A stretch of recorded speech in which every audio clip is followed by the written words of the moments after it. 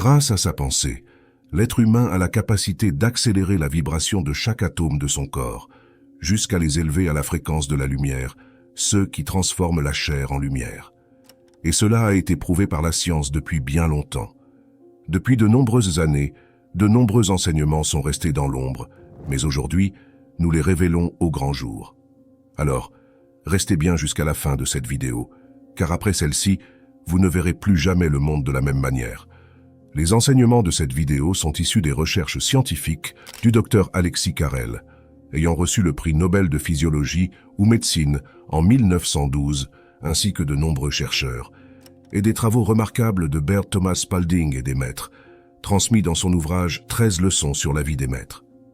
Tout d'abord, de nombreux groupes de chercheurs aux États-Unis ont récemment prouvé la possibilité de modifier la forme d'une barre d'acier par la seule action de la pensée. Cela montre les progrès accomplis et le contrôle dont nous sommes capables. Si nous pouvons agir par la pensée sur une barre d'acier, imaginez notre pouvoir sur notre corps, nos actions et nos mouvements. De plus, ces chercheurs ont presque réussi à démontrer que les pensées voyagent 1000 fois plus vite que la lumière. Cette hypothèse est stupéfiante. Imaginez la force de la pensée si nous en maîtrisons l'action. Ces résultats, que le hasard m'a permis de connaître, ont été découverts par des groupes de recherche indépendants. Nous sommes aujourd'hui à la veille d'un changement capital. Tous les états du genre humain sont contrôlés par l'action de la pensée. Où cela nous mène-t-il? Jésus n'a-t-il pas déclaré que toute pensée doit être justifiée? Comprenez-vous à quel point sa vie fut scientifique? Saisissez-vous enfin son message. Grâce à l'action de la pensée, l'homme maîtrisera tous les états de conscience, toutes les situations. Il deviendra le Seigneur de l'univers en réalisant le principe divin. La Bible nous l'a enseigné, Jésus l'a annoncé. Pourtant, nous sommes restés dans le noir. Aujourd'hui, la science nous l'affirme. Les scientifiques nous préparent des révélations qui dépassent nos espérances. Nos interrogations vont bientôt trouver une réponse. Jusqu'à présent, le doute a dominé notre vie. De nombreuses personnes ont eu foi en Dieu, mais sans être capables de prouver son existence, on nous disait de nous en remettre à la foi. Désormais, nous ne voulons plus d'une foi aveugle. Nous désirons qu'elle nous apporte la connaissance. Jésus a dit « Faites que la foi soit connaissance ». Car c'est la connaissance qui libère l'âme. Nous avons enfin réussi à le comprendre. Cessez de nous perdre en conjectures théoriques, pour mieux nous intéresser à la réalité. La pensée contrôle l'action du corps, et par là, tous les atomes et les cellules qui le composent. Cela me conduit à la conclusion suivante. Nous réussissons tout ce que nous entreprenons. L'échec peut être transformé en réussite pour peu que nous nous en donnions les moyens. Il suffit de transformer notre manière de penser et, selon l'expression de Jésus, d'y laisser entrer la vérité pour atteindre la perfection. Il ne s'agit pas de créer la perfection, elle existe déjà comme la science l'a confirmé, mais de l'atteindre, de s'unir à elle par l'action de notre pensée, par notre adhésion au principe. Pourquoi hésiter? Notre réussite est certaine. Nous dépensons 96,4% de notre énergie en pensée négative. Voyez ce qui reste pour la perfection. Ces données sont le fruit de longues années de recherche scientifique. L'agitation, le désordre n'ont rien de naturel. Ils résultent de notre division psychique, de notre état hypnotique. Les Égyptiens affirmaient que tout est esprit, et c'est vrai. La science l'affirme aujourd'hui. Il n'existe aucune division dans la réalité, tout est esprit. Nous pouvons rétablir l'unité de notre esprit et de notre corps, instantanément. Des photographies le prouvent. Pour Jésus, la pensée positive est « je suis » et non « je veux ». Cette affirmation est valable dans toutes les situations. Il savait que la vérité, la pensée positive, vous libère de l'imperfection. À l'individu de décider s'il veut retourner ou non dans l'imperfection. Nous sommes comme ce petit enfant qui a préféré expérimenter l'inharmonie avant l'harmonie. Jésus a déclaré « Je vais toujours de l'avant ». A-t-il jamais regardé en arrière? Était-ce un sacrilège de proclamer « Je suis Dieu » ? Il s'appuyait sur des faits scientifiques. Il connaissait la condition éternelle, la perfection, et vivait selon sa loi. Des êtres humains vécurent bien avant nous dans la perfection. Mais vint un jour où ils se mirent à oublier l'unité, et la dualité commença alors à se nourrir de leur corps. Cette énergie négative s'insinua rapidement dans leur esprit, produisant ainsi leur division psychique. Nous pouvons impulser avec force le retour de notre pensée à sa perfection, et ainsi recouvrer notre contrôle. Ce processus n'aura rien de spectaculaire. Jésus ne s'est jamais livré à des démonstrations sensationnelles.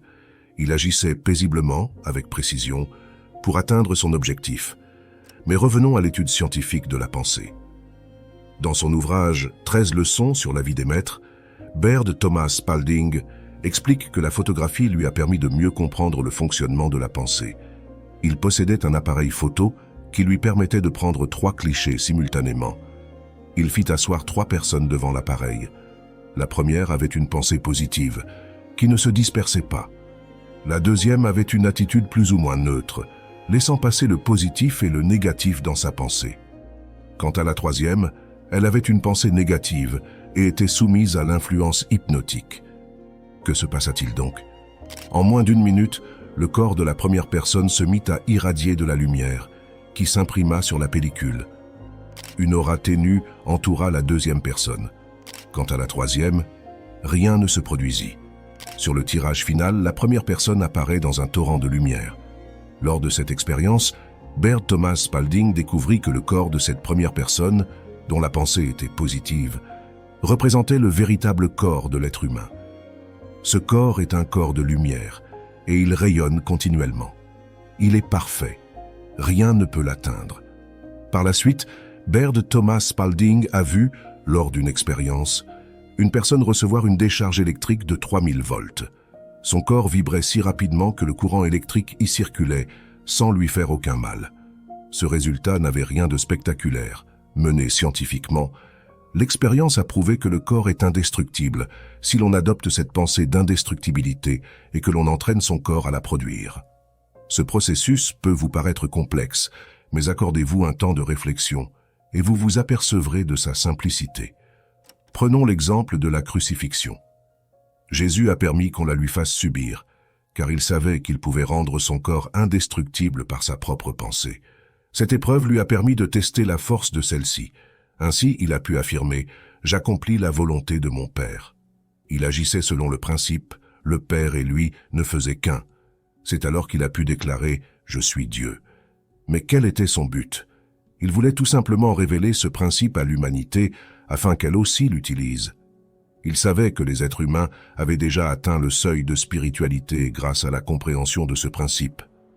Il souhaitait leur montrer ce qu'il pouvait accomplir en pratique. Quelles que soient les blessures infligées à son corps, il parviendrait toujours à s'en sortir, même si on le précipitait dans la tombe. Ces vibrations étaient si fortes qu'il aurait fait exploser le tombeau de pierre avant que son corps ne soit détruit. Baird Thomas Spalding a également assisté à des tests en laboratoire, dans lesquels les chercheurs ont provoqué le même phénomène. L'homme est indestructible. Il contrôle toutes les situations et gouverne l'univers sans limite. Cessez de croire en vos limites. On nous a dit « Ouvrez les yeux et vous verrez ». Nous avons demandé ce que nous verrions. On nous a répondu « Dieu ». La plupart d'entre vous ont entendu parler du livre du docteur Carrel, intitulé « L'homme », cet inconnu, dans lequel il raconte avoir assisté à la guérison de maladies jugées incurables par le corps médical. Plus récemment, il a relaté comment on a appris à des malades à prier, sans implorer Dieu comme on le faisait autrefois, mais au contraire, en affirmant leur contrôle sur leurs conditions. Il assure que 100% de ces personnes ont réussi à guérir. Le docteur Carrel est probablement le meilleur spécialiste du corps humain. N'est-il pas merveilleux d'entendre un tel homme proférer de telles vérités? Nos doutes commencent à s'évanouir, et nous comprenons que les phénomènes surnaturels, les performances surhumaines, n'existent pas, car l'homme, par nature, contrôle tout. En étudiant mieux les enseignements de Jésus, nous pouvons les éclairer de leur propre lumière. Il nous faut simplifier notre pensée et ne plus nous disperser. Élevons chaque pensée jusqu'à la rendre spirituelle, alors elle s'accomplira. Une seule pensée suffit pour nous réaliser. Dans toutes les langues, l'orthographe du mot Dieu est certes différente, mais les lettres qui le composent ont une vibration rigoureusement identique. L'idée que Dieu est un être supérieur, qui réside dans les cieux et que nous ne rencontrerons qu'après notre mort, est très récente. Nous commençons à abandonner cette conception pour rechercher la connaissance qui nous apportera l'unité du corps et de l'esprit. Je vous ai déjà indiqué que, lorsque vous prononcez le mot Dieu avec éloquence, révérence et sincérité, les vibrations de votre corps s'intensifient. Vous possédez alors assez d'énergie pour faire fonctionner une ampoule de 20 watts. L'énergie se crée dans le corps avant de se répandre à l'extérieur. Pour information, regardez simplement de quoi est capable l'anguille électrique et vous comprendrez rapidement de quoi est capable l'être humain. Vous pouvez avoir la même influence sur une foule en transmettant votre énergie à elle. Quand il parlait, Jésus savait que son corps possédait cette faculté. Beaucoup l'ont vu debout dans un torrent de lumière. Peut-on croire, ne serait-ce qu'un instant, qu'il ne savait pas ce qu'il faisait? Il révélait à l'humanité une faculté qu'elle possède, mais qu'elle ignore encore. Il nous a fallu bien des années pour le comprendre. Aujourd'hui, nous en sommes conscients et nous voulons apprendre à exploiter nos facultés. L'état hypnotique dans lequel nous vivons ne nous a jamais causé que des ennuis. C'est pourquoi nous désirons ardemment en sortir. Exploiter pleinement nos facultés nous demande moins d'énergie et nous procure plus de joie. On peut observer la formation des cellules du corps humain sur des photographies. Au moment où la cellule mère se divise, la nouvelle cellule qui se forme est à son image, soit parfaite. C'est ce qu'on appelle la cellule du Christ. Mais dès que cette cellule existe, qu'elle forme une unité, elle reçoit l'onde de l'idée d'imperfection ancrée dans notre esprit. Que se passe-t-il alors? On voit les vibrations de la cellule diminuer, puis s'éteindre. Notre pensée a tué cette cellule si parfaite en moins d'une seconde. Ces vibrations ont diminué jusqu'à lui faire perdre tout dynamisme. Telle est la source de toute maladie.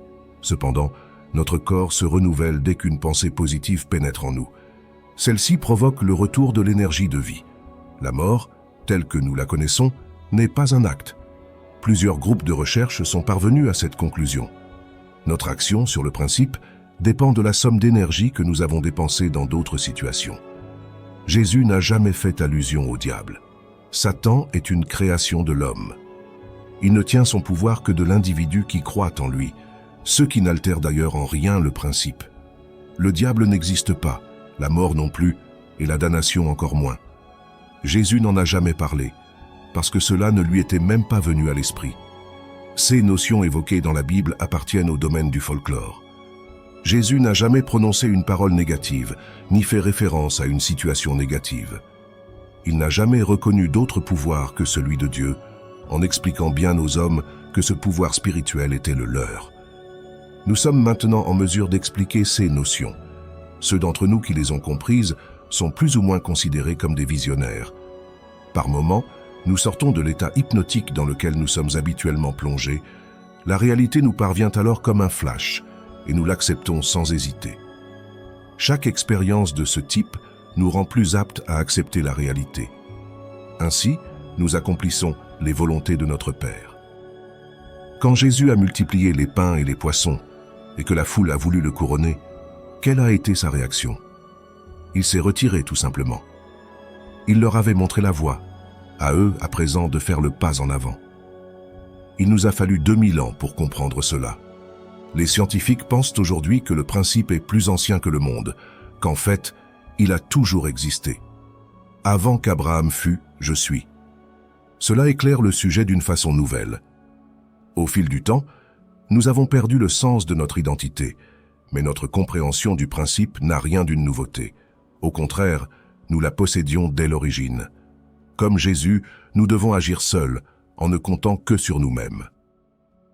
Pour ceux qui souhaitent aller plus loin dans l'apprentissage, j'ai mis en place plusieurs e-books gratuits disponibles sur mon école, Entrepreneurs motivés, ainsi qu'un programme complet intitulé Mindset Leadership, dans lequel je vous révèle les véritables enseignements des maîtres de sagesse, fondés sur la véritable science, afin de manifester l'ultime version de vous-même et de créer votre propre réalité. Les liens sont dans la description. N'oubliez pas de vous abonner et d'aimer la vidéo si elle vous a plu, je vous remercie. À tout de suite dans une prochaine vidéo.